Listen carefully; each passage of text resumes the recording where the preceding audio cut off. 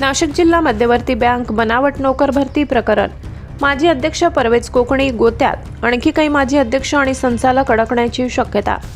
नोकरी लावून देण्याचे आमिष दाखवून तरुणाची 15 लाख रुपयांची फसवणूक केल्याप्रकरणी नाशिक जिल्हा मध्यवर्ती बँकेचे माजी अध्यक्ष परवेज कोकणी व बँक अधिकारी भास्कर बोराडे यांनी स्वीय सहाय्यक मोबिन मिर्झा विरोधात गुन्हा दाखल करण्यात आलाय. बँकेतील बनावट भरती प्रकरणात आणखी काही माजी अध्यक्ष संचालक अडकण्याची शक्यता व्यक्त केली जात आहे.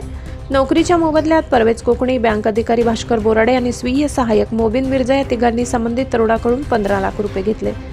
नाशिक जिल्हा मध्यवर्ती सहकारी बँकेत कायमस्वरूपी तत्वावर नोकरी देण्याचे आमिष दाखवून तरुणाकडून 15 लाख रुपये उकळल्याच्या दाखल गुन्ह्यात माजी अध्यक्ष परवेज कोकणी भूमिगत झाले. दरम्यान मुंबई नाका पोलीस या प्रकरणात सर्व पुरावे गोळा करत असून कोकणी यांना कोणत्याही क्षणी अटक होण्याची शक्यता आहे. जिल्हा मध्यवर्ती बँकेच्या कारभारावर गेल्या काही वर्षात अनेक प्रश्न उपस्थित होत आहेत. त्यात आता आणखी एका गंभीर आरोपाची भर पडल्याने नाशिक जिल्ह्यात खळबळ उडाली. या घटनेने जिल्हा बँकेच्या व्यवस्थापनावर पुन्हा एकदा अविश्वास वाढला असून आशिष केशव बनकर राहणार काठे गल्ली नाशिक यांनी दिलेल्या फिर्यादीनुसार 2016 ते 2025 दरम्यान संशयित परवेज कोकणी, भास्कर बोराडे आणि मोबिन मिर्झा यांनी नोकरीच्या नावाखाली टप्प्याटप्प्याने 15 लाख रुपये घेतले. तसेच जिल्हा बँकेत कायमस्वरूपी नोकरी मिळवून देण्याचे आश्वासन दिले. परवेज कोकणी यांनी आशिष बनकर यांना नोकरी मिळणारच असे सांगत त्याला खोटी आश्वासने दिली. एवढेच नव्हे तर बनावट नियुक्तीपत्र देऊन त्याची दिशाभूल केली.